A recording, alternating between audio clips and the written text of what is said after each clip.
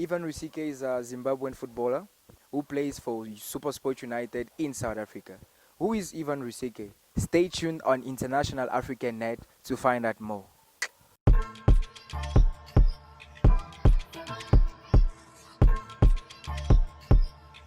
Good afternoon, sir. Afternoon, how are you? I'm all good, and how are you this afternoon? I'm blessed, man. We are delighted to have you here. And quickly, who's Rusike as a person and a player? So, Evan Rusike is a God-fearing man, is a family man, kind of an indoor person. Yeah, I think that's how Evan Rusike is, yeah. So you go to church, as you said, you are God-fearing. Yeah. And where's your church? Yeah, I go to UFIC. Okay. But the big branch is in Zimbabwe, but we have a branch also here. Oh, so it's a Zimbabwean church, but you have branches all around yeah. Africa. Yeah. And where did you start playing football, and how was it like when you started? No, man, I started when I was young. But you as a young footballer, you just have those dreams, that I would love to play, like, on the top leagues, man. But there was a time also that I said, no, I'm done with football, man. But why? Because why did you feel that way? I know, because back in our country, sometimes things were hard, man. And, I got an opportunity, man, to get a part-time contract, man. But it was through soccer, so these social leagues. I was playing in a social league at a company called Zesa. It's more like Eskom in SA. Yeah. It's an electricity company. Okay. So I got a chance, to get a job there.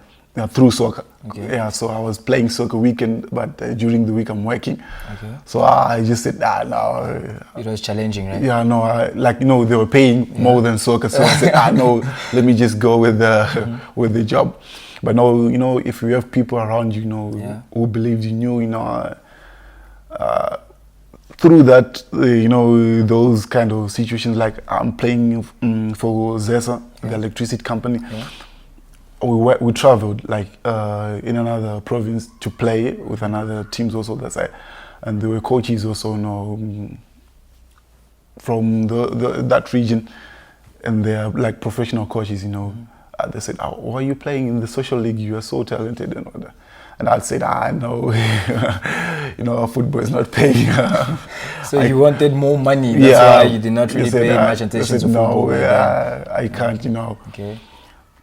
Because the thing, when you're getting money there, you can't see the light, There is light, people, they can tell you there is light, but if you can't see it, True. So, but I had people around me, helped me to see that light that I was not seeing. I said, no. So I had a mentor, he's called Stuart Nyamsha. He said, I know, if you really want to play soccer, you can go there and go for trials and what. I'll be paying you what you are earning at this electricity company. Okay. I said, are you sure? I said, yeah. Then I went there, even my mom was angry also. Why are you leaving this job and going to soccer? But no, Mama, I've always wanted to play soccer. So professionally, you made your debut in 2010 for Keegan Football Club, and you went ahead to play for Zimbabwean Saints. And I don't know how to pronounce the team, something like that. FC, yeah. Now, take us through that journey. How was it like? Your first professional contract was in 2010. That actually took you all the way to South Africa. Take us through that journey. How was it like? No, it was crazy, man. Like what I was saying, it was crazy, man.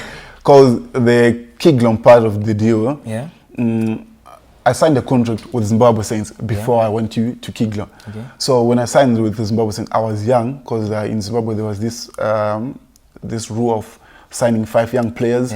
Then if you're having a squad of 30 players, you sign 5 young players. Okay. So I was part of the 5 players, but I was not registered, to play. Okay. They registered others. So I kept on training with them for about 3 months. I thought maybe I'm registered. When I realized that they didn't register me, and you know it's quite a distance from. It was in Blawai. Blawai to Harare. No, I can't stay here where they don't register me. Let me go back home and look for something else. Then I went back to Harare. That's when I went for Kiglon. So I signed a contract with Kiglon before I even played for Kiglon, because I was training with them. I had a contract with Zimbabwe Saints. So Zimbabwe Saints said, no, when the window period is open here, you're coming straight. We're using your papers. I didn't even play for Kiglon in the Premier League. So I went straight, like when the window period was open in June. I went back to Zimbabwe Saints. I only trained 1 week, man, with the team. Because I was like, I was here, man. So if I'm not in the team this week, I'm going back, because we did this the last time. So I went there, man. First week I just trained 1 week, man. I'm in the 18, man. I'm still young, man. All I wanted that time, I just wanted to be like on the bench, not even playing. So I saw myself on the bench. I said, I don't care, as long as I'm in the PSL. I went there, man. We were losing. That was my debut. We were losing 1-0 to Wange. So my coach just said, no, just go there and enjoy yourself. Don't stress and what, man. Were you scared? I was scared, man. I was scared, man. So just go there and go and enjoy. Don't stress yourself, man. Only 15 minutes, man. That's all I needed, man. I went on the score sheet, man. Then we drew that game. And I was happy, man. How was the feeling, like first game on your debut and you scored? How was it like playing in the stadium for your first time? You were still young and you scored. How was it like? When you went home, sat down with yourself, what was the feeling? Oh, man. You know, in the field, I couldn't believe that I scored, man. Like, it was like a dream. Yeah, man. I used to enjoy just like seeing other people celebrating. You know, is it me already? So like the elder players they already told me like, no. That's all you needed, just to open your account. Now people, they know that there's Evan Rusike, so don't worry. Now things will start coming. I was happy, man. Even when I'm sitting at home, I was like, when I called even my mother, you know, I scored on the debut. Like I couldn't wait for the newspaper on Monday, man, to see myself, you know, in the papers. Like it's really me, and it has happened, man. So. You know, that journey, you know, Zimbabwe Saints, it took me like five months, man. It's a big team in terms of history-wise, but you know, when it comes to the clubs, we're struggling a bit, man. We're struggling. So I scored about 5 goals in the last 5 months, and their top goal scorer that season also. When I went there, when I started playing, the other half of the season, he had 4 goals. Then I passed him, man, and I was the top goal scorer with 5 goals. And in 2015, you were bought by Maritzburg. How was it like leaving your country, your home country, as a very young man and coming to a foreign country? Did you adapt easily, or you also had some challenges through that transition? Yeah, no, there was a little bit of challenge, because you know. My coming here, my agent just told me like, no, it's just going to be 2 weeks, then you come back. And I was at Wange at that time, just going to be 2 weeks. Man, I just packed like... It was like a trial, right? Yeah. Okay. I said, I know, they know you, so you just go there and do a little bit of trial and you know, it'll be done. 2 weeks, okay. I packed a small bag, man, just said, 2 weeks, I know. Man, 2 weeks ended up, man, to be 2 months, man. Because the thing is, when I was suggesting, no, can I go home now? Said, I know we have to go through the pre-season together. I said, but I don't have clothes in the air. They said, I know, we'll give you money for clothes, man. Okay. So, and there was a time that they were bringing other strikers, man. I'm there. They're saying everything is okay with you, but they're bringing other strikers, man, and I'm on travel. I kept wondering, now what's happening now? You're saying everything is okay. So like the coaches were, it was Mantla Likazi, the one who is the assistant at Arrows, and Fadlu Davis, the Pirates one. Yeah. So those were the coaches. So they saw that I was kind of like fighting in my head. No, they came to me like we were in camp in Free State. They said, now, don't worry, we can see now you are trying to push harder and what. Don't worry, your things is 95%. We're just waiting for some things. Then don't worry, everything will be okay. So I went to the camp with them and do the preseason and everything, man. I didn't even see my mother before I came to South Africa, man. So like all the things, I left my wife at Wanky and you know, things are just going crazy, man. So like the first 6 months, man, it was a bit crazy. But no, I was happy because, you know, we were struggling, we were not getting wins, you know. Mm-hmm. But the first win we did get, it was my goal, man. You know, the first win we got that season, when I was in Maritzburg, it was my goal and it was my first goal. So, man, so hey, I was happy, man. Like, you know, things are opening. That was my first goal against Tuks here. That was my first goal here. So I was happy that things are starting to light up. But even though I scored, I was just still emphasizing, like, I need to go home. I need to see my parents, and I need to see my wife. I need all those things. So, like, the first 6 months was kind of hectic, man. But I went home. My wife came here also. Then the next 6 months, it was boom. Yes, I scored 8 goals in the 6 months. So, and we survived because we were fighting relegation also, and we survived relegation.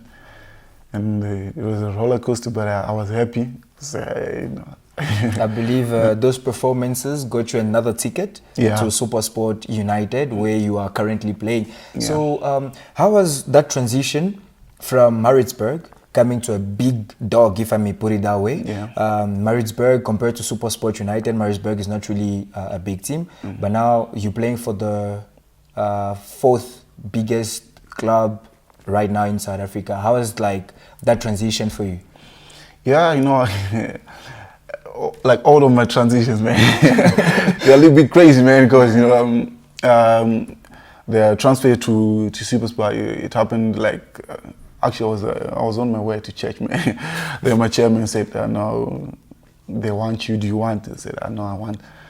And like the next thing, we were on the next flight, we coming here, man, and it was half of it was on the winter period. The season was still on. So I didn't even bid the first year. We didn't win it. I know we were runners up, man. But the second year I played MT, and we managed to win it, man. I would love all these things, man. Like all these accolades, man. Yeah. I would be happy if I have contributed enough, you know, for the team. You know, like now when I got this, you know, we did this and we won this, man. I can win one, man. Yeah. Only one match, but you know, one match can change things also, man. The team can see you in one match, man. But you know, I'm more dedicated, you know, for like my teammates and team, you know, to contribute for the team. Like, what am I doing as a player for the team? What are we achieving as a team? If I'm getting this, what's the team getting? You know, these are personal awards, man. You know. But you know, personal awards has to come also with the team effort, you know. So personally, what is your goal for SuperSport United? Hence, you are still a SuperSport United player. Yeah. What do you have in mind for the maybe 2 coming seasons? Are you also dreaming of winning with SuperSport, maybe the Champions League, the CAF? Like, what are your expectations for the 2 coming seasons with SuperSport? Yeah, I mean, you know, you can even look at the log where we are, man. You can see that we always fight also to get there, man. And you know, if we win like the PSL, yeah, man, you go to Africa, man. When it comes to Africa, man, you know, you can't just go there to add numbers, man. You can't just go there to add numbers, man. You have to push also to get something, man. I would be happy, man, if we win the league here, man, and we go to Africa so and perform, man, and do our best and get something there also. And how was it like you joined SuperSport a year after they were coming from Africa? How was the expectation from you, from the coach, from your teammates? Yeah, it's always high, man. You know, if any team buys you, man, they expect more, man. If you're doing like what you're doing at, are you giving them more? Not more, man. It's not like now those who know me now. It's not like the Evan Rusike, you know now. But you know, it comes, you know, with adapting with a lot of things, you know, a little bit understanding of the team, and you're shifting the positions and everything, you know. But, you know, I'm putting work, you know, on all that.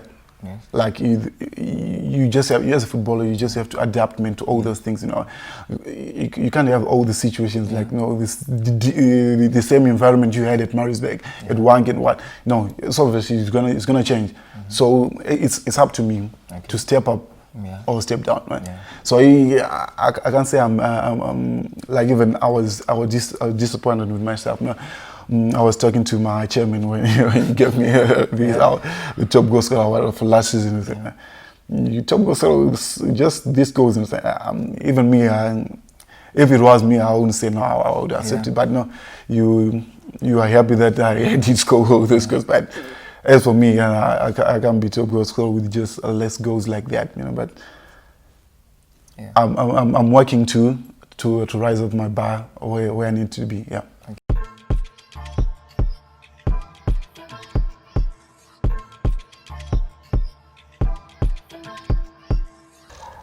How do you find South African football compared to the Zimbabwean football? You know, not that much of a difference, you know, but, you know, South African, you know, they have their kind of a flair of play, you know, different from Zim. You know, here we have people who play around with the ball, you know, they're talented like that, but, you know, we have our own type of play, you know, in Zim, but you know, we complement each other, you know, Zimbabwean soccer and, you know, South African football. It's not that much of a difference. It's not that maybe here, you know, they are blessed with like a lot of skillful players, you know, but, you know, in Zim we have like more like straightforward players, you know. And what do you have to improve in order to be the Evan Rusike of yesterday?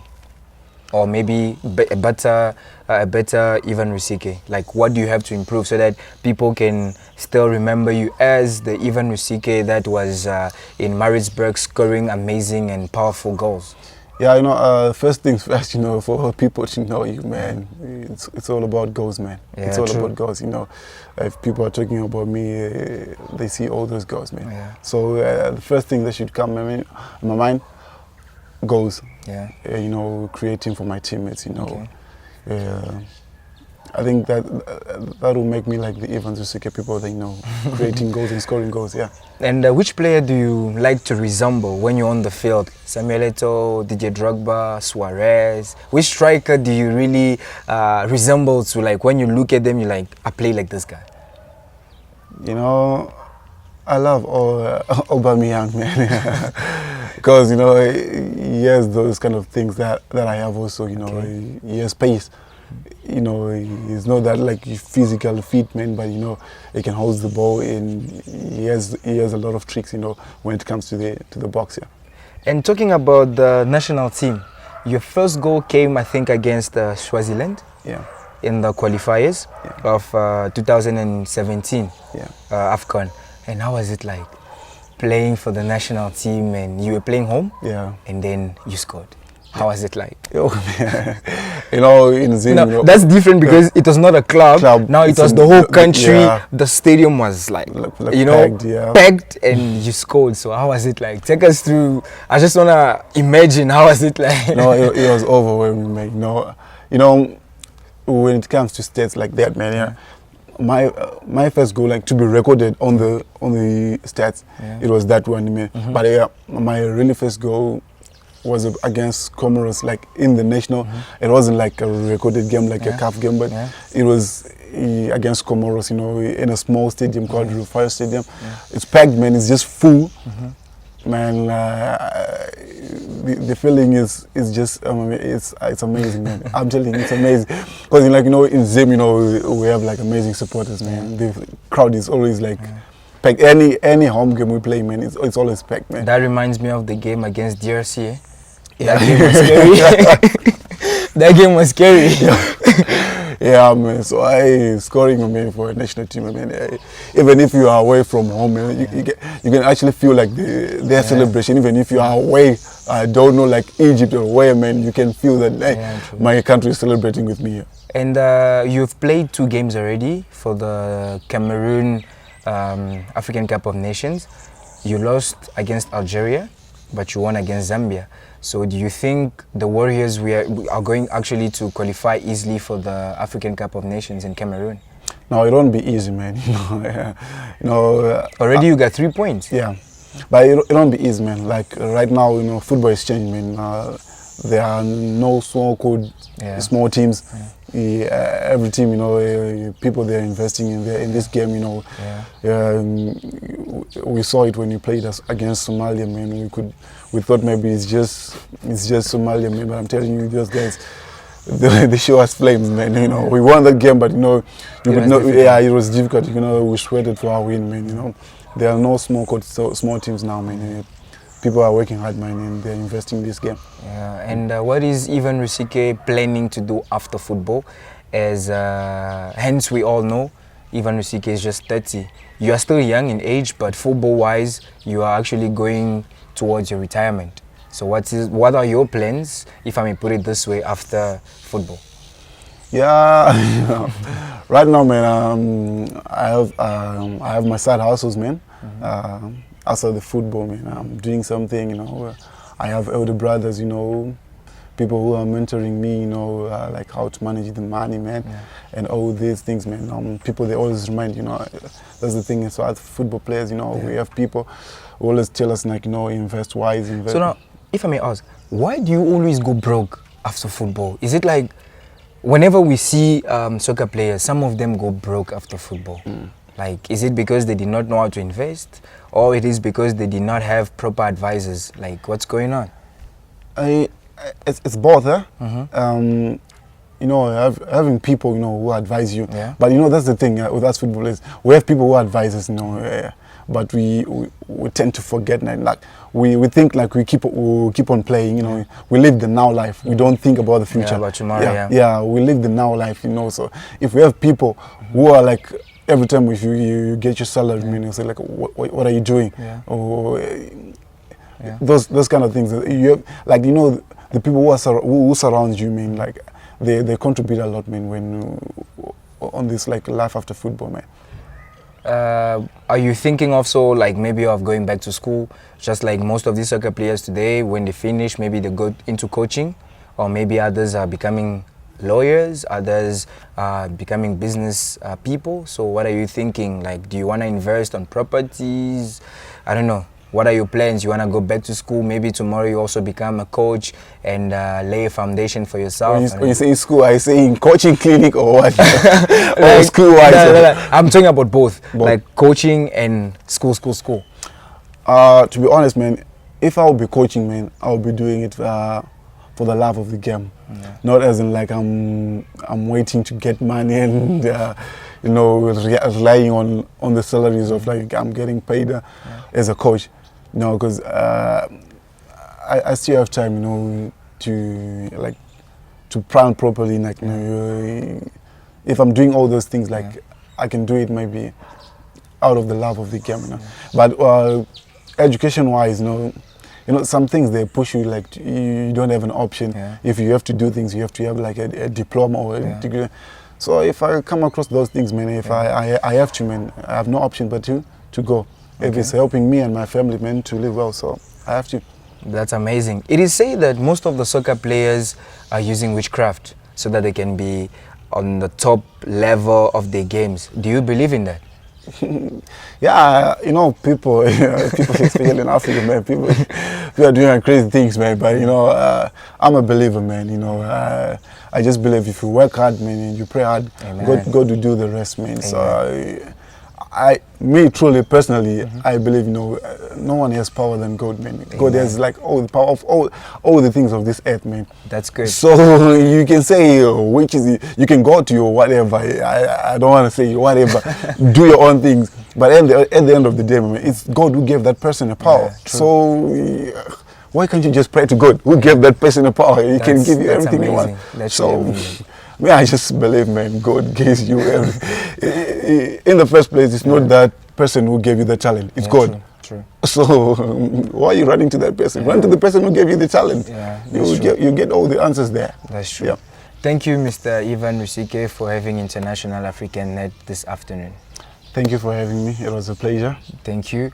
And that was it from International African Net. Stay tuned for more videos of Evan Rusike.